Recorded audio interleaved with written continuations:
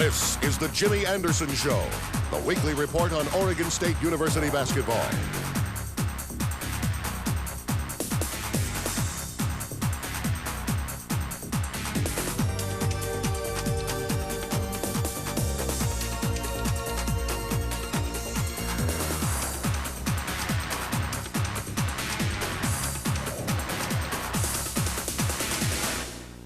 Hi everybody, I'm Bob Akamian along with the coach. Welcome to the Jimmy Anderson Show. We are halfway through the Pacific 10 Conference season, and after some surprises early, Arizona, UCLA are on top. I don't want to say where they ought to be, but I guess that's where people would have expected after in the preseason. Well, that was a prediction that those two would be on top. I think the people on the underside are a little bit scrambled at this point. I think a lot of people thought Cal would probably be in third spot right now, and they've moved down to a notch or two. And I guess the best part for this Oregon State basketball team is now 5 games of pretty solid basketball, including some good performances on the road. Well, the last 3 weeks we've played solid basketball, and I think we can get better, and that's what we need to do this week, because our game against Oregon down at Eugene, it's going to take a very, very big effort. But I'm very proud of this group. They've band together, and I think you can call them a team at this point, and we have a shot at the rest of the games if we play to our maximum. Let's talk about this game. This is obviously payback time, and I know, forget about the rivalry, but you guys aren't happy with the way you played the first game in Corvallis. No, they played very well, and we threw the ball away as if it had no value, and I think at this point our team has gotten to the level that they know they have to play good basketball on a ball possession basis, or else they can get beat on any night. But if we play to our maximum, we have a chance to beat anybody also. Well, let's go back to last weekend's action and a big victory at California on Thursday night. Hadn't won on the road for a long time. We even stopped talking about the streak because it was too long to speak of. It was 17 games in all. You go into a very tough place to play, Harmon Arena, and it was a rough start for both teams, but we really took control pretty early in the first half. Well, I think almost to a man. Everybody that got into the game played an excellent game, took care of the basketball, shot the ball well, rebound, played defense, and I think it was one of our better defensive performances. But we controlled tempo and we took care of their pressure. And so from start to finish, it was a very solid basketball game. Robert Williams got things started early in the offense. Vladimir Heredia, Mustafa Hoff. You got out to a 10-point lead first, 9-10 minutes of the game? Well, I had a feeling it was going to be close no matter what happened. It just seems like we play relatively well at Harmon Gym, but the games are always hard fought, usually kind of bloody and aggressive, and this was no exception. Yeah, this really turned out to be. Brent Berry cans that 3 there. He loves playing back in the Bay Area. This was his farewell to Harmon. I know he's had fun there over the years. A lot of turnovers for Cal. Really were able to pick them. Robert Williams all over the place. Brent, they had 10 turnovers right off the bat. Now here comes the rough stuff. Vlad gets tripped here, and that twists his back around a little bit. He has to come out of the game, and literally seconds later, J.D. Vetter knocks heads, and he's out of the game. Well, he pretty much is out of it. He gets a vicious cut on the eye, plus he has a concussion. He's out for the game. He leaves and gets in his street clothes. Thank goodness for Sonny Benjamin. Maybe his best performance as a Beaver. Really showed what he can do, offensive rebounds, playing strong inside. He played excellent defense, as did most of our players, and I thought our guard play defensively probably was one of the highlights. Stephen Brown did an excellent job on his man. Brent did well, and the other guards, Jelani and Robert Williams, also played excellent defense. There's Sonny following up a missed shot, and at halftime, it is a 9-point game, 32-23. Moving to second half action now. Buckley had a terrible go of it in the first half and finally gets his first basket here, and he got warmed up a little bit, and this helped Cal get back into it. Well, he's one of their only seniors, and he has usually good games every game. I thought Brent Berry did an excellent job on him. He was the matchup for the majority of the game. At the other end, they're going to get it to the Chief. Stephen to Mustafa Hoff. Jams at home. Back to a 9-point game. But Buckley's going to get at it again. Goes to the hoop, draws the foul. Gets it down to 5.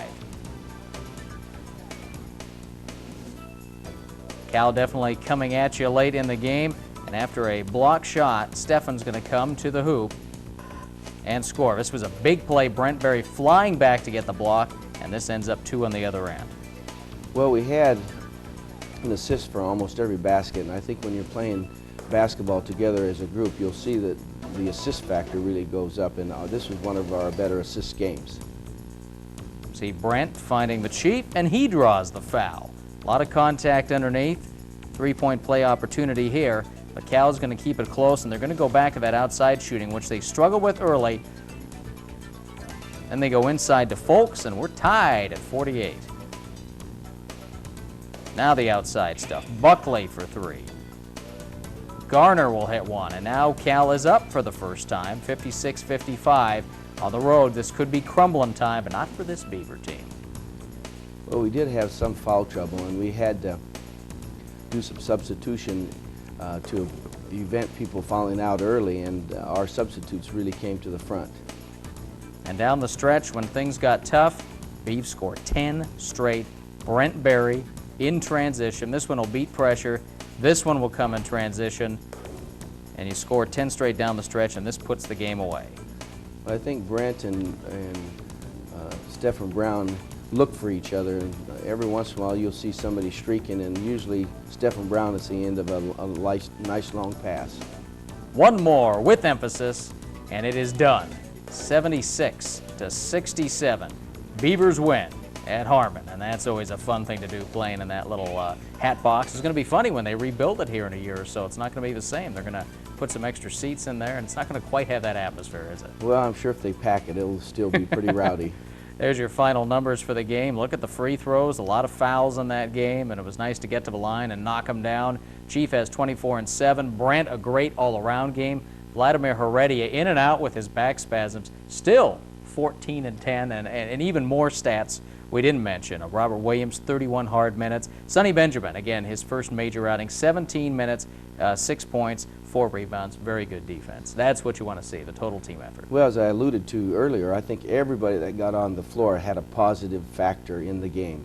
You know, such things as taking a charge or getting a jump ball on hustle plays and things like that, all were involved in this particular game, and we had to play that way, or else Cal, a fine team, would certainly beat you. Well, a nice victory on Thursday night. Then it was Saturday night down on the farm against Stanford. We'll be back with the matchup against a very good Cardinal team as the Jimmy Anderson Show continues.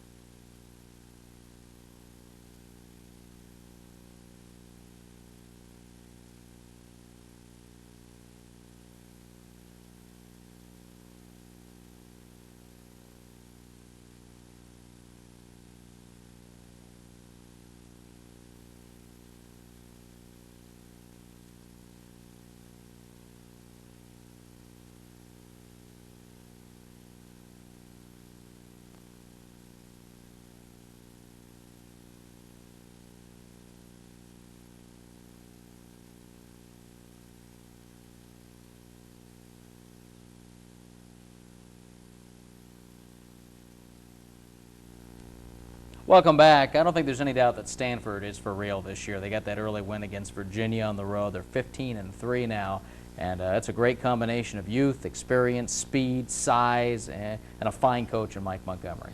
Well, I think they're the complete team at this point. They're playing excellent basketball, especially at home. I think they're going to get beat a few more times on the road, except if Knight and Cross keep playing the way they are, scoring big points and playing the defense they are, and their backboard play continues to play strong. They'll be tough to beat any place. Well, let's pick up the action from Saturday night at Maples Pavilion. This was a game, I mean, the matchups for us are really terrible against this team, and it was a pretty good effort when you consider that going in. Well, it was a very physical game, and I've said before, Montgomery teaches post offense probably as well as anyone, and they post up hard and strong. They can lean on you and push into you, and they make it very difficult. They have big bodies, and this probably was the most physical game of the year, and we came out on the short end, and it was on the foul line that the game was really decided. Now you see the big man Young, the freshman, going inside there. Tough call early in the game. Vladimir called for hanging on the rim. I don't think so, just barely. Well, Doesn't change the game, but still. no, but if you add up a few things along the line, they all seem to matter when you get down, you add them all up for the entire game. Stanford ended up shooting a lot of free throws in this game. See Steph finding Robert Williams there. Brent actually feeling better. He was still kind of sick on Thursday night. He unloads the three. And Robert Williams, boy, the more you see him, the more you like him. Steals, jams. Well, he's playing with more confidence, and this time of the year, freshmen like himself have to play like sophomores if you're going to get a win or two down the road. Brevin Knight, speaking of sophomores, playing oh so well right now from the outside. He'll steal the ball and drive with it. He's very confident running their attack. Excellent player, great quickness, feels those seams, and can take you inside and hit them outside, dish it, a complete player. Robert Williams here, Robert Williams there, and down late in the first half, we're winning 39-38 on the tip in there. Lamerson will make a couple of big plays down the stretch, and Stanford ends up by 3 at halftime, 44-41. But you're where you want to be in this game going to the second half. We try to make some changes on our post defense because we were a little shy in regards to getting in front to deny entry into the post. So I think we made some adjustment there, but what happened is Harbor really started to play excellent basketball for them, his high scoring game of the year, and he probably hurt us as much as anybody, but Knight was the real decider because he took care of everything for the Stanford team. A great run for Brent here, 3 straight three-pointers, and now midway through the second half, or nearing the midway point, it is 60-58. Jerron Brown getting back in there, seeing a little time after his injury, gets the block shot down at the other end. He's going to score. Biggest lead here in the second half at 62-49. Talked about Harbor. He's going to come right back at the other end and drive for the layup. Well, we were in a zone at that point, and we didn't square up and keep them on the perimeter, and all of a sudden they've taken the seams, and we have to come out of our zone because of our coverage wasn't good enough. Young gets in there for the three-point play. Stanford's ahead for good, and you watch them every time they go to the hoop. They're managing to draw a foul. There's Cross. He's going to go on. Three-point play opportunity. And they start building the lead at the free throw line. 46 free throws shot by the Cardinal in this game.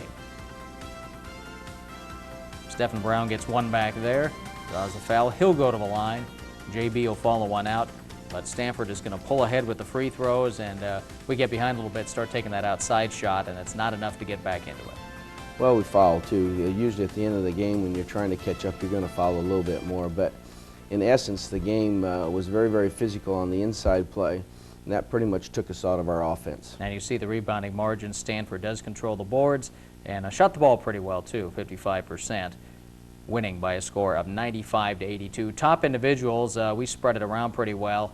Brent had 28 leading the way, including 5 out of 7 from three-point range. Knight and Cross each had 23, but Chief, a night's balanced night, 11 and 9. So you play well on that game, and again on the road, back-to-back, good solid efforts. It makes for a good weekend as long as everyone's not too bruised up. Well, it's a good weekend. A great weekend is if Win you them can win both. 2 on the That's right. road. So we came back with a good weekend, and now we have to do the thing now is to get ready for the Ducks. And now a good jumping off point in general for the rest of the Right. season.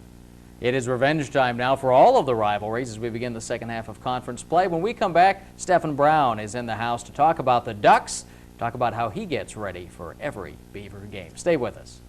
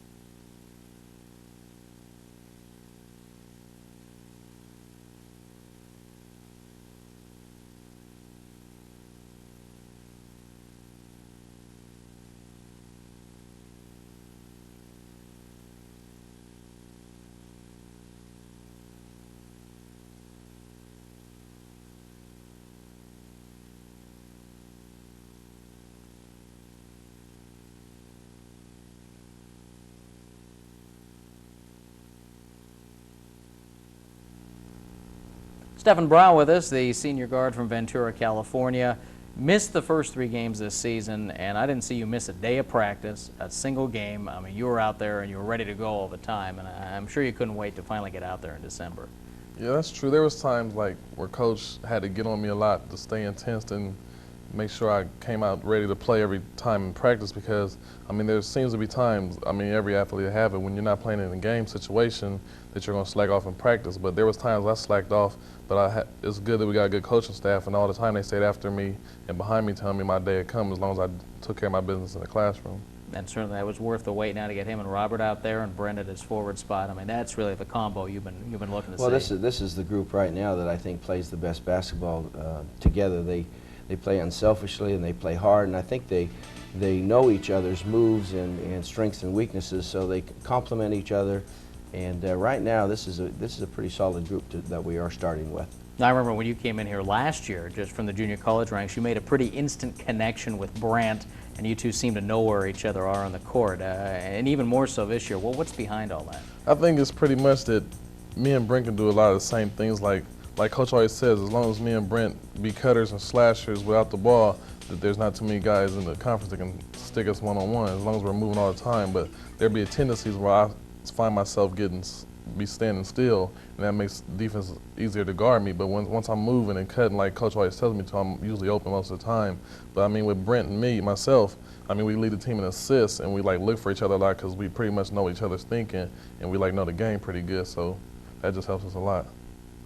Well, he's a solid defensive player too, Mm-hmm. and I think within the next few games he's going to get tested even more, because when we play Oregon, Williams is one of those kind of guys that can hit that 3, and I'm sure it's going to be his assignment to make sure that he's with him all the way. I mean, he had Cross at Stanford. He's always drawing some of the tough people to defend, and if you don't rely on your defense, you're going to have problems. And once in a while we get a little stagnant on offense, but if our defense holds solid, we still have a chance. And I know this rematch with Oregon, I mean, you guys didn't like the way you played the first. You got something to prove down at the pit. Well, my thing with Oregon goes back a year. I mean, back at MacArthur Court, that probably was the worst game I had in my life. So, you know, I just want to come out this Saturday and stay focused and just keep the team together. And that's kind of the role I've been finding myself in, just making sure once things get out of control that I be the one to calm the team down. And sometimes some of the players on our team just get so much in emotions hyped up with the game that I got to be the one to just calm us down and make sure everything's together. And like last year up in MacArthur Court, I kind of got out of control and in the flow of the intensity of the crowd, because the crowd was out of control. Well, they always are there. And I think I got caught up in that. So I just want to come in this Saturday and play hard and make sure the team stay focused for 40 minutes. And I know watching you sometimes, you're hard on yourself too out there. I know you want very much to do everything right on the floor, and sometimes you're hard on yourself. Yeah, that's one thing that, you know, I've been doing a lot over my career playing basketball. I just like, it hurts me when I see myself make a mistake, and especially the mistakes that really hurt me is the ones that I know that I shouldn't be doing, like turning the ball over. And it's not until this year that I'm like being more cautious with the ball. Like last year, most of my turnovers was me anticipating one of my teammates to be open before he's even open, and I throw the ball there and someone will cut his path off. And this year I'm like finding myself not getting caught up in that too much. And Coach Anderson tells me like, just see the man and make sure you get throw in the open passing lane, and that helps me a lot too. Well, right now, I think in the last few weeks, you mentioned we're playing good basketball, and I think one of the reasons is the fact that Stephen has stepped up more of a leader too. I can feel it and sense it in practice and in the huddles and in the dressing room, that he's taken more responsibility as a senior. Sometimes it's hard for a junior college player to come in and assume that right off the bat. But I think this year, and especially right now, that he's stepping up front and giving us more leadership on and off the court. I know we have to have a little fun with you here today. We've learned of a little ritual you have before games, and more than just this, you're very proud of your grandmother. Obviously, you wear number 4 now because it's her favorite number. And now, what else do you do? You have a picture of her you carry with you. Yeah, right here I have a picture of my grandmother, and like every game before I leave my apartment, which I live with JB and Mustafa Hoff and Jerome Brown, I kiss it, just to show, you know, thanks and respect for my grandmother, because if it wasn't for her, I wouldn't be here to this day, like being successful and having a college career and still playing basketball, because there was a lot of things in my early childhood where I had problems on and off the court, but she always stuck with me and kept me together and had confidence in me to let me know that as long as I stick with her and do the right thing, that she'll help me get where I want to be. And how long now have you been carrying the picture and giving it the kiss? Since junior college, for 3 years now. So it's working for you? It's Keep working, that up? working most of the time. I hope I can keep it up and get a big win this Saturday. Well, you've done a good job on the show here. So since this almost counts as a game, do you want to give her a little kiss before we go? There you go. She deserves it. Steph, thanks for coming by this week. Continued good luck in your Okay, final thanks. season here at OSU. When we come back, we're going to preview round 2 with the Ducks, the Civil War coming up in Eugene as the Jimmy Anderson Show continues.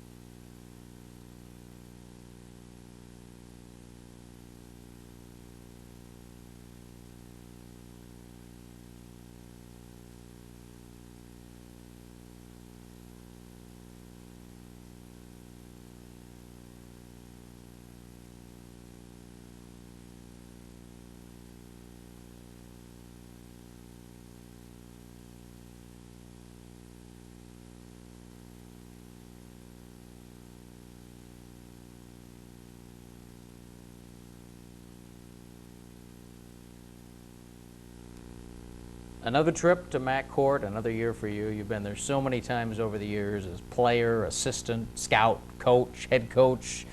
Does it ever get any easier? Never gets easy down there. It's always a ruckus crowd.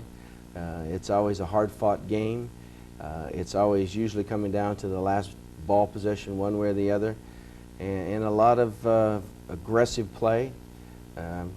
Lots of times if you happen to go up in the stands, you may not make it back for the rest of the game. May leave a finger up there or something. But they're usually very, very hard fought, and I think at this point this game is not going to be any different. With the exception of Gary Payton pretty much taking over at the end of a game down there, the recent Beaver wins there have been when big men have controlled the ball. I think of Scotty Haskin, I think of Jose Ortiz going in there and just taking over.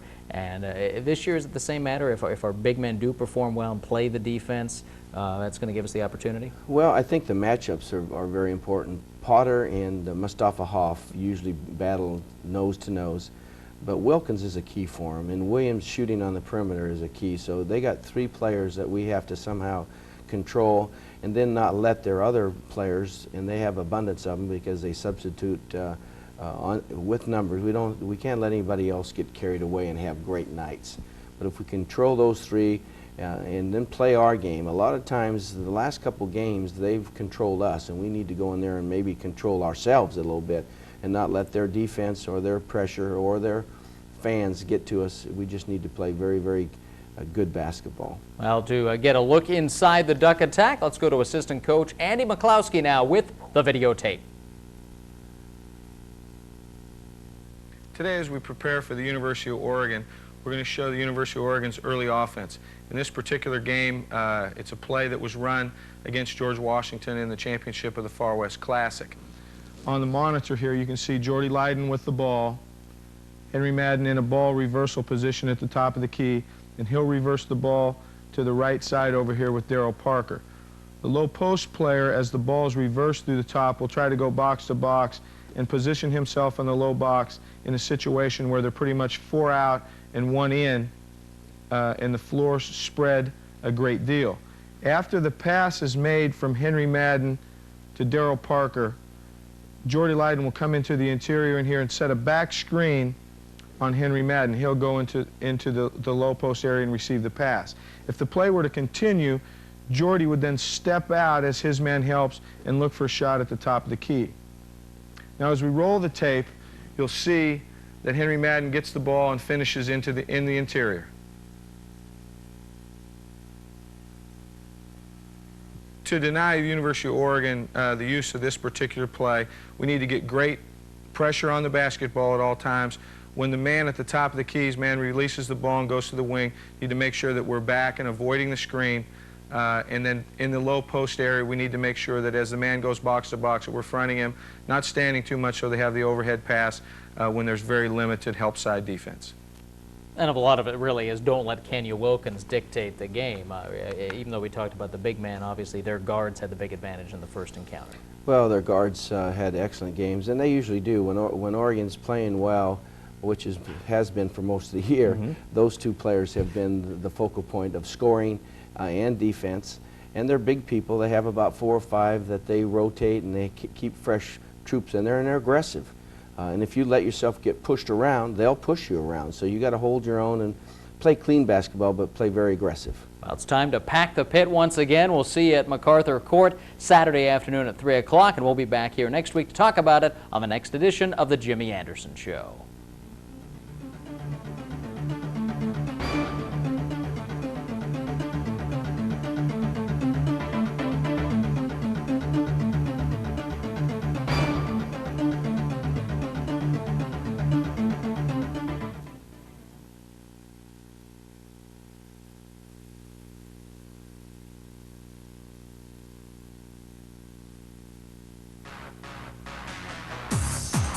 This is the Jimmy Anderson Show, the weekly report on Oregon State University basketball.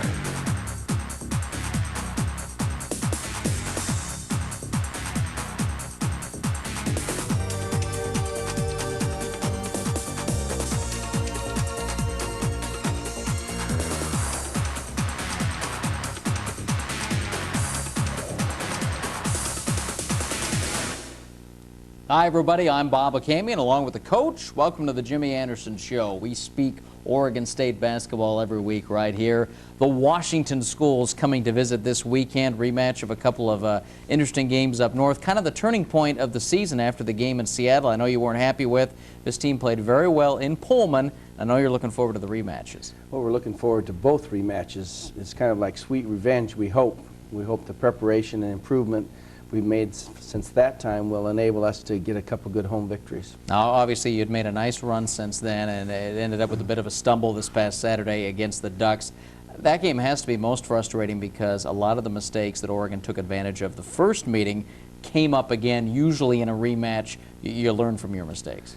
Well, a lot of the mistakes were missed lanes. We had 18 missed lanes in that game, and then they trapped a couple times and we threw the ball away under not really a lot of pressure. So here again, it comes down to decision making, and making the right decisions in combative situations is what is important in basketball. You got to be able to read and react and then make a good decision.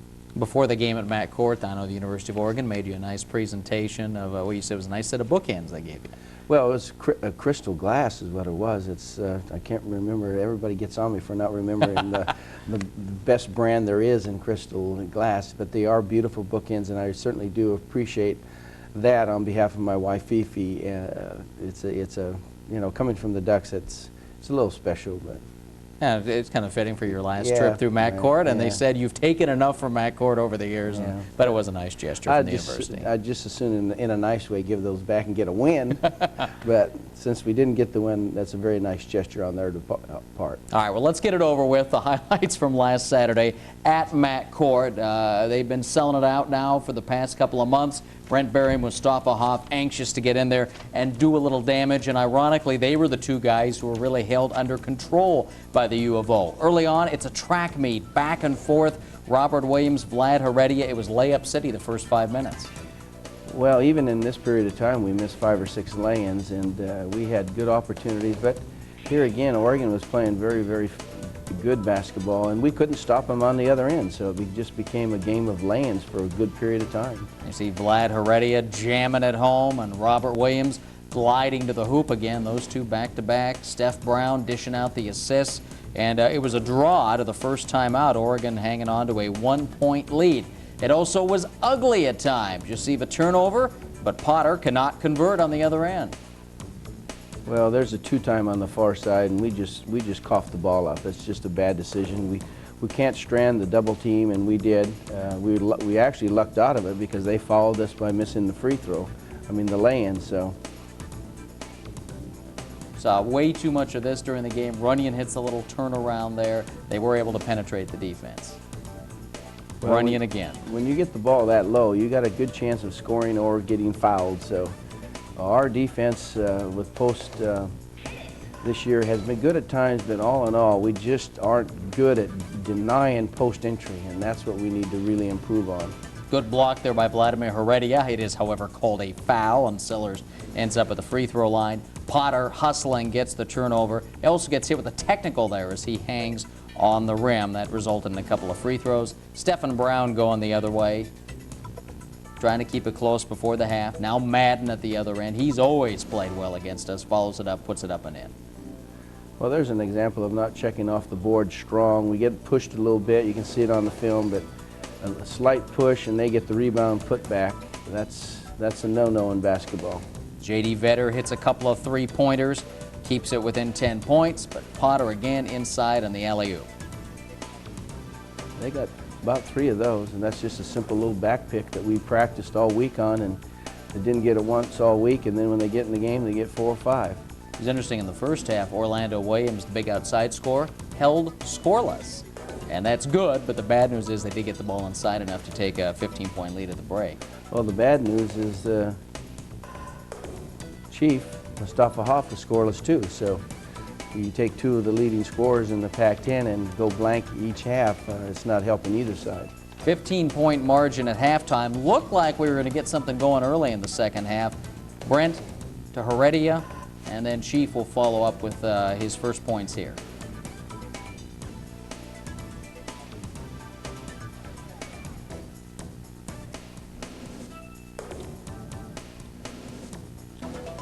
Now after timeout, Brent Berry going to get a second chance, put one back. But then Oregon starts hitting those three-pointers again, and they didn't get it from Orlando, but they got other guys involved, Madden, Lawrence, and they extend the lead. Well, 10 for 19, I think what the stat was, and that's pretty efficient when you're adding up that extra point each time. You're shooting over 50% and then add another point. Now that's 6 extra points there compared to our 4 three-pointers. Deron Brown following up there, gets a three-point play, going to the line. JB is our guest in this week's show. We'll visit with him a little later on. Late in the game, the press is on, and we get some turnovers off of this and a few late baskets. Mark Eisensee getting in there, getting a couple of points. His second basket of the year, there he goes in there. Question obviously comes up, why not press earlier in the game? Well, we haven't pressed very well, and we waited till about the 9-minute mark, and then we decided, well, we had to do something. Lots of times when we press, they go right through us and get lanes on the other end, and I wasn't about to let them get a 30 or 40 early. But when it gets a little closer to the end time, the pressure starts to mount both ways. It's a done deal. The final is 107-86. There you see the final team numbers. 10 of 19 from three-point range. Big number for Oregon. All in all, the Ducks shot the ball well because they did have those interior shots. Rebounding ended up a little more so even. Individually, Brent Berry leads with 17 points. A lot of that coming late. Vlad Heredia, Stephen Brown, 13 apiece. Kenya Wilkins ends up with a real hard-fought 18 points. So ends up an Oregon season sweep, and I know after all these years, That's hard to take. Still yeah. gets to you a little bit. Yeah, it still gets to me, yeah. In fact, we need to change the subject and get on the Washington schools here real quick. We will do that. It being your show, you can make that decision. Just ahead, though, we'll talk with our player of the week. Deron Brown joins us when the Jimmy Anderson Show continues.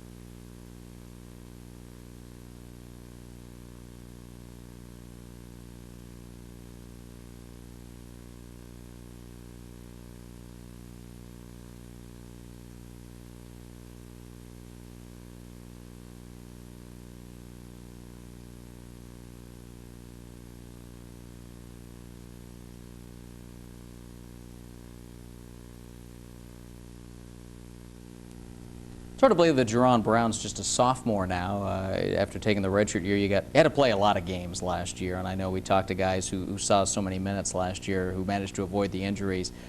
Good thing you got a lot of minutes. Bad things, you got beat up pretty bad last year. Did it end up helping your game, though, getting that extra time? Yeah, it helped me to play a lot stronger. It helped me look forward to playing a lot stronger coming into this year. But, you know, however, I had a couple of setbacks, you know, a couple of injuries or whatever. But, I mean, it's helped me overall play a lot stronger and helped me look forward to what I'm going to be playing, you know, what I was going to be playing this year. And it's nice to see you back now from the injury bug this year, and you had the 9 points against Stanford, and that kind of shows the kind of game you can have. Yeah. Well, the thing is, I think with the knee injury, I don't have 100% of my, you know, my capability to run or to jump and rebound or to, you know, in this case, which is a big importance for us this year, is to play my post defense that I'm usually known for playing, and because it's slowing me down.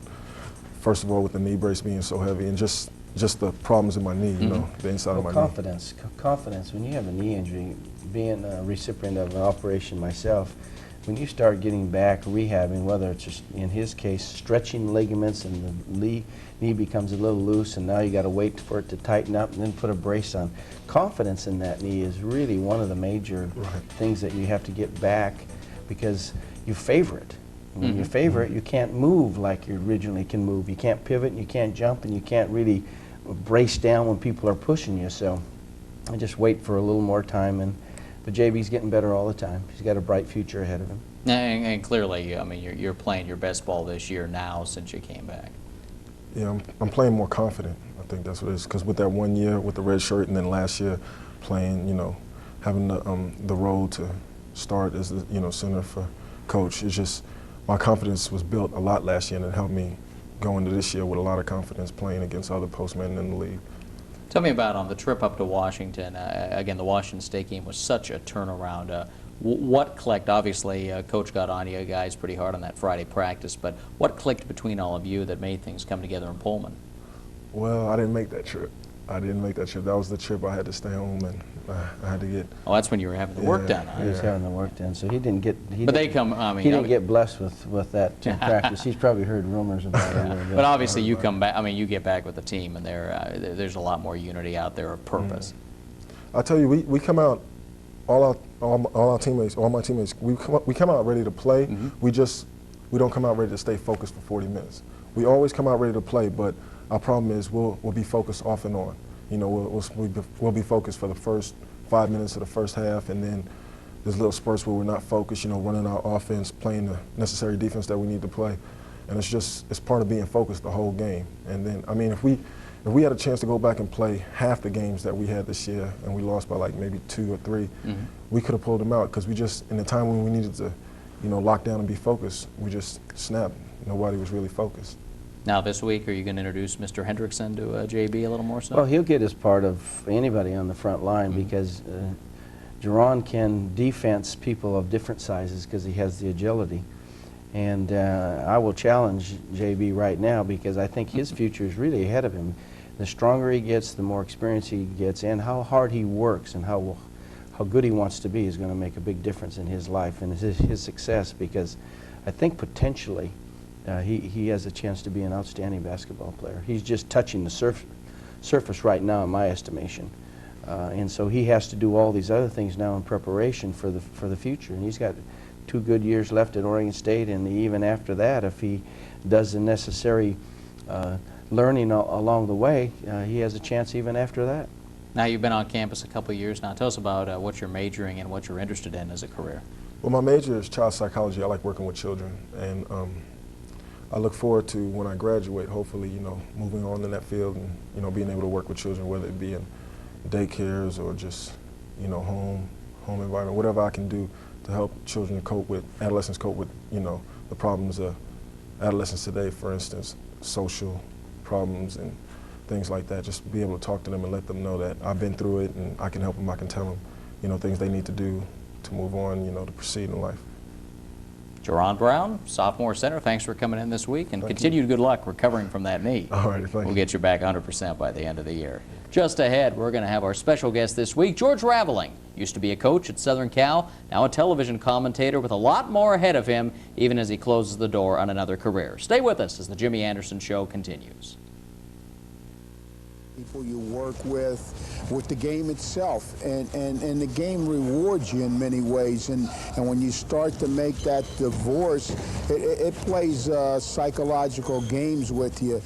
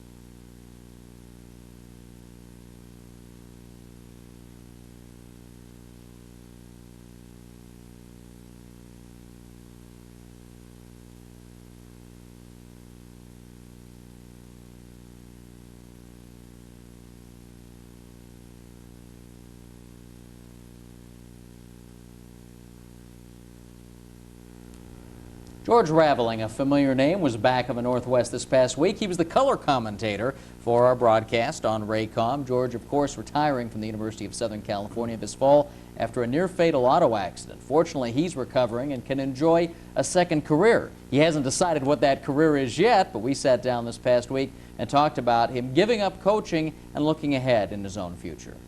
You're just taking that first step into the next life after basketball, and I've been interested to hear you talk about leaving the game, because I think you voiced what probably a lot of coaches have inside about that it's very hard to leave something like this. Well, it is hard because you build a lot of meaningful relationships with the players, with the people you work with the game itself, and the game rewards you in many ways, and when you start to make that divorce, it plays psychological games with you, and then when you're away from it, you start to miss those day-to-day relationships you had with the players and with the people that you work with. In some ways, is it the job is so all-consuming that you're a little afraid you won't know just what to do with yourself with your time? Well, I think I've been in the game long enough that I started to prepare myself for withdrawal, so I've always had enough ego to think that there were other things in life where I could make a meaningful contribution. So that was never a great concern of mine. I think my concern is trying to identify that professional area in which I would really make a good contribution. I know you're sticking your toe into the broadcasting waters, but that's not the only thing on your mind, is it? No, to be perfectly candid with you, I am leaning a little bit more toward athletic administration. I think that I would find a great deal of satisfaction there. It would give me an opportunity to exercise what I think I have good leadership qualities, and at the same time to be creative. So that's where my real interest lies. Maybe after doing 6 or 10 games on television, I might well reevaluate the situation and feel that I would enjoy doing color analysis. Tell me about your relationship with Jimmy. You guys have obviously chased recruits around the block more than once, seen each other at a convention or five. Just your recollections of Jim over the years. I think Jimmy's one of the last of the Cowboys. He's cut from the old cloth of coaches. He stands for everything good that there is in college athletics. He's a coach's coach. He's a great guy. I think he would have a positive influence on young people. I would love to have had my son play for Jimmy. This is a tough profession. It's a profession that's becoming more and more a profession for young people. But I do believe this, that Jimmy will be severely missed from a conference perspective. I think at the conference meeting, Jimmy was always a keen listener and always had something to say of substance. Never a guy to try to force his opinions on you. And I think that he's carried himself in a very exemplary manner, both as a representative of Oregon State and as a representative of the conference. And this kind of being the year of the coaches' revolt, we're hearing so much more coaches coming out and saying, hey, the rules are changing, it's harder to do this job. Do you feel like now with your years of experience you could begin to give a young coach a primer of how to prepare to coach, young man or coach in the pros? I think a young person coming into coaching today has to understand the realities of the job. Your responsibilities far exceed the X and O's. In fact, I would suggest the X and O's are the easiest part of coaching today. The difficult parts are dealing with the young people from a psychological standpoint, motivating them, academics, all the outside distractions that develop, and also to realize that on a day-to-day basis, one of your responsibilities is to deal with what I call a spillover of social problems into intercollegiate athletics. Drugs, alcoholism, gambling, social deportment. The type of athlete that we coach today is vastly different than the type of athlete we coached 10 or 15 years ago. And as you begin to change, you reach a line of demarcation and you say to yourself, this is as much as I'm going to change. Otherwise, if I change anymore, I'm not going to be the person who I want to be.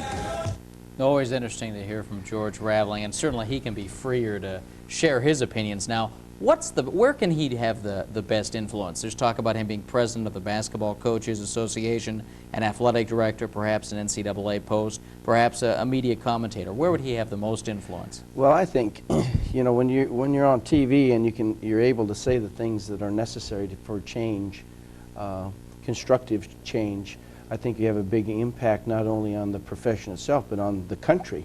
And I think he has some very, very outstanding points to make to people across the country as to what needs to be changed within the society for youth and for their development and for stabilization of discipline and organization.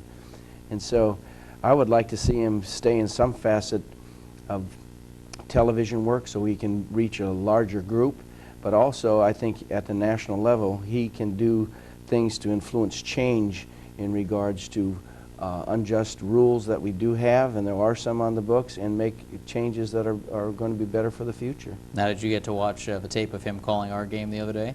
Yeah, and I think he did an excellent job. I heard some comments that some people thought he talked too much and maybe coached too much, but when I heard it, I thought he did an outstanding job. I thought he was saying some very pertinent things. And I think people enjoy him, and they're sending him on some Big East games here. He's going to do some big games down the stretch. I think he said he has like six games, more, yeah. 6 games, and some of them are in the playoffs in the road to the Final Four. So we'll see him on TV, and I'm sure he's going to put some humor into it, and he's also going to make some points that are very necessary for the sport of basketball. All right, George Raveling, always interesting to hear from, and we thank him for sharing his time with us. When we come back, a preview of the weekend, Huskies and Cougars coming to Gill Coliseum. We'll talk about it as the Jimmy Anderson Show continues.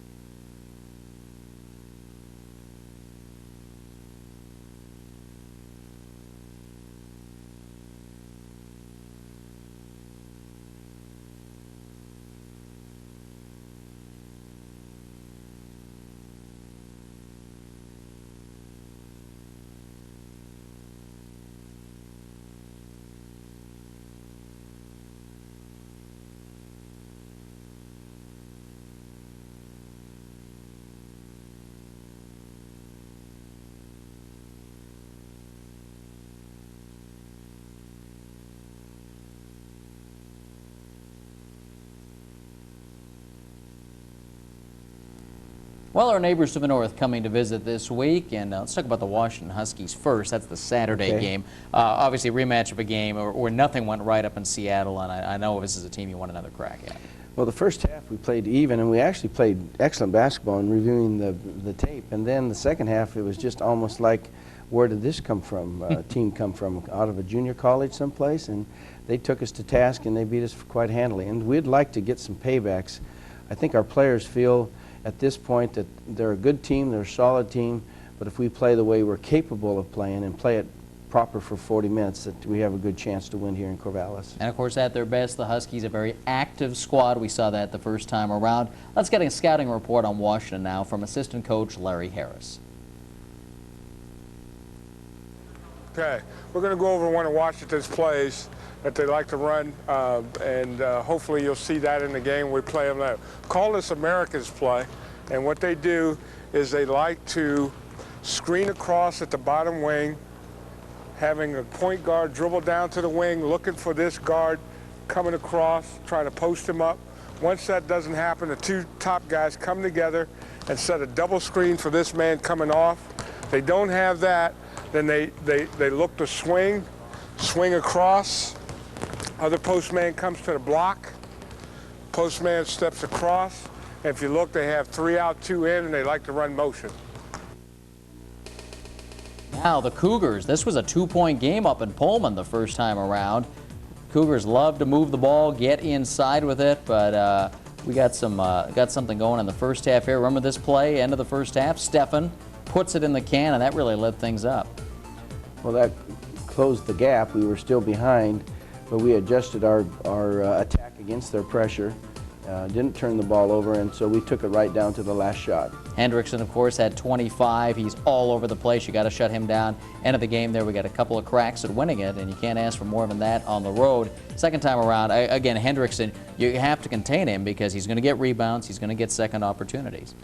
The key to doing this against him is to match his intensity, and we've got to get somebody that'll play as hard as he does and play for 40 minutes, because when he's on the floor, he's dangerous in every area. And of course, we talked about Jerron coming back. A little contribution from JB off the bench this time could really help. That would really help us if we could get him in the game and get that matchups, because he can block some shots and he's quick enough to stay with them. But in essence, he's very, very physical, so Mustafa Hoff has got to be the guy we got to start with. All right, we'll see you at Gill Coliseum Thursday night for the Cougars, Saturday afternoon for the Huskies, and we'll be right back here next week on The Jimmy Anderson Show.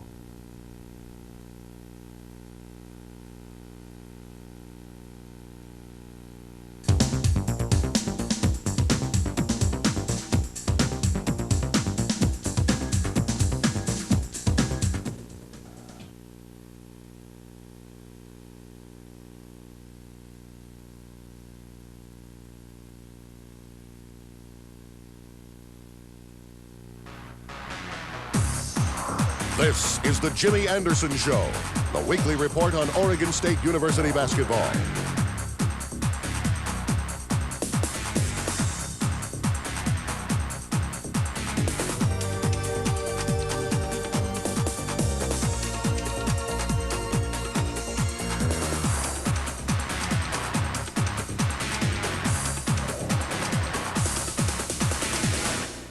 Hi, everybody. I'm Bob Acambian along with Coach Anderson. Welcome to the Jimmy Anderson Show. Oregon State basketball spoken here every week, and we're getting down that Pac-10 stretch run, and it looks like UCLA's got the whip after sweeping Arizona.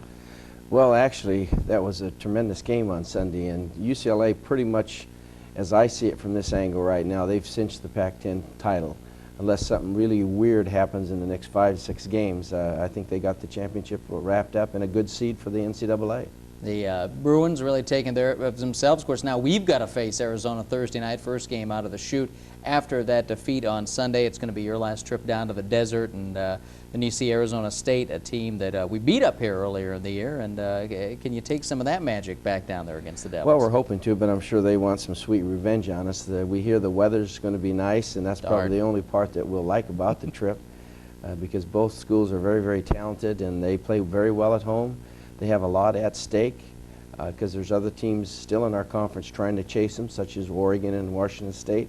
So it's big games for them, and we want to win just for get some wins and win for the sake of pride and try to play good basketball. And, you know, go back to that first Arizona State game. That was this team playing at its best, and that's what it takes to win every time out. You feel like you can beat anybody in the league. Well, you have to play aggressive. You have to play smart. You got to eliminate turnovers. You have to take good shots and hit some, and then you have to get a little luck too along the way. And we certainly seem to be the team this year that gets the bad kiss on the wrong cheek. We're always shooting ourselves in the foot someplace. Well, that brings us to this past weekend's games against Washington and Washington State. And let's start with Thursday night's game against the Cougars at Gill Coliseum. Kevin Eastman's gang coming to town for a visit.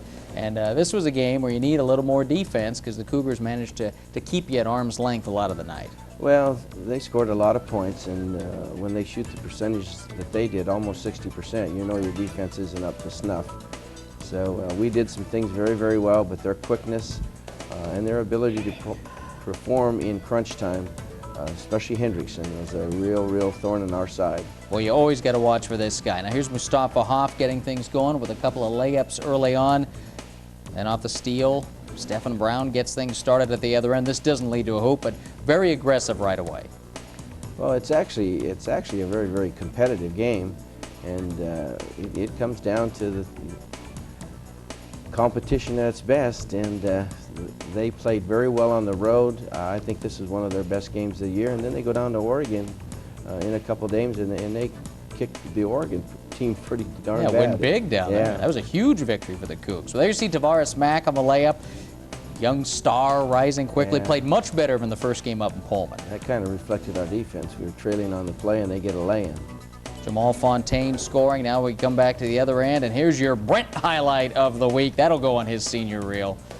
Brent Berry off the steal, get it back from Jelani Boleen. Now Vlad Heredia gets back, blocks the shot. Some good work here to bring it back down the floor.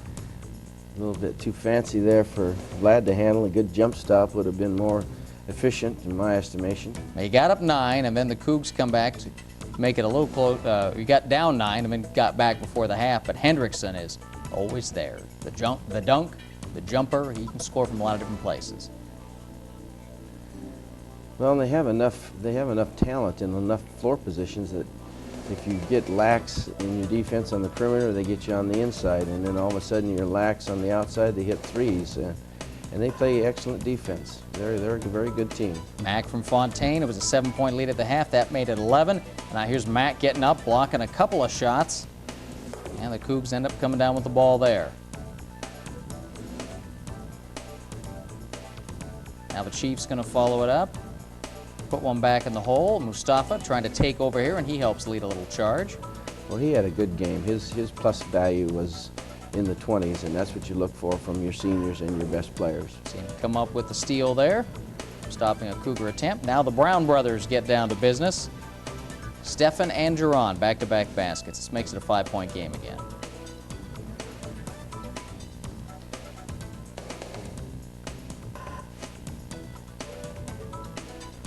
We miss a lot of lanes, and lucky we got that tip. And then the inopportune turnover here with it a 7-point game, 7 minutes to go. Ellison to Fontaine for 2 more. J.D. Vetter getting into the act. Cans the jumper. J.D. with us a little later on in the show. Now Brent's going to come up with a steal. And a missed lane. So there were the opportunities. You get the takeaways, but they got to get in the hole. Another example of what happens. Get the basket here, but got to get back and defend at the other end.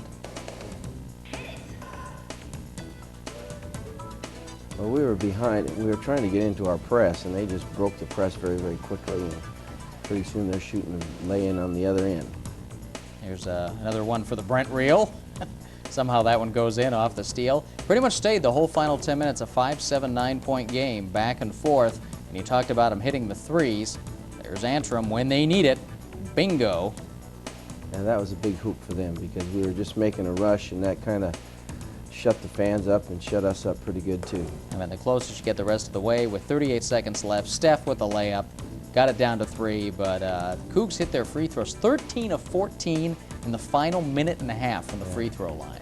That'll win a game. And we had to foul at the end to try to get more ball possessions and hope to get an extra 3 in there. Just didn't work out. Look at their percentage. It's 7-11 from three-point range. Got a lot of free throws, put them down. And again, there you see the turnover margin. Got the opportunities there, but didn't convert a ball. Didn't convert on them. Chief comes up with 25 points, Stephan at 18, and the Cougs get good balance from Fontaine and Antrim. And Hendrickson, 22 points, 11 rebounds, and a steal. Very steady. Very, very steady, without a doubt. Probably one of the top underclassmen in the Pac-10, and I don't know whether he's going to go out this coming year, but he'll be a real force for them in the future, too. I tell you, he's darn near ready. When we come back, we'll take a look at Saturday's game with Washington, a thrilling finish in the dogfight with the Huskies.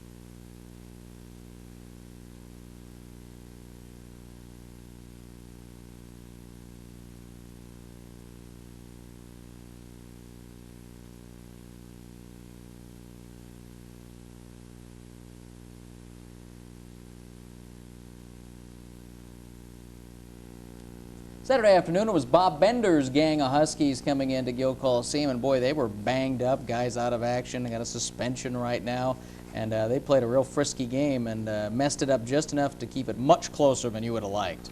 Well, they had their main forces there, and they're a good team. They play very, very solid. They don't beat themselves. That's one thing I'll say about the Huskies. You got to beat them because they're aggressive and they play excellent defense. And we had our chances, 6-8 point lead most of the game. Could never put them away, and then at the end we did some of our shooting again in the wrong places, and they end up getting the nail biter. Yeah, it's one thing that Bob Bender's teams have done a good job of is they play really good hang around, and, then they got guys who can make a big play when they need it. And they sure did. That night was no different. All right, let's pick up the action now. Saturday afternoon, there's the coach getting ready to host the University of Washington on the hardwood at Gill Coliseum. We get down to business right away, right off the bat. Vlad Heredia, active, gets things started. He's going to find Brent. A little help from Stephan along the way. Good quick start to this game. Heredia again with the jumper. And this one's back and forth early. Made a bunch of subs here really early on in the game.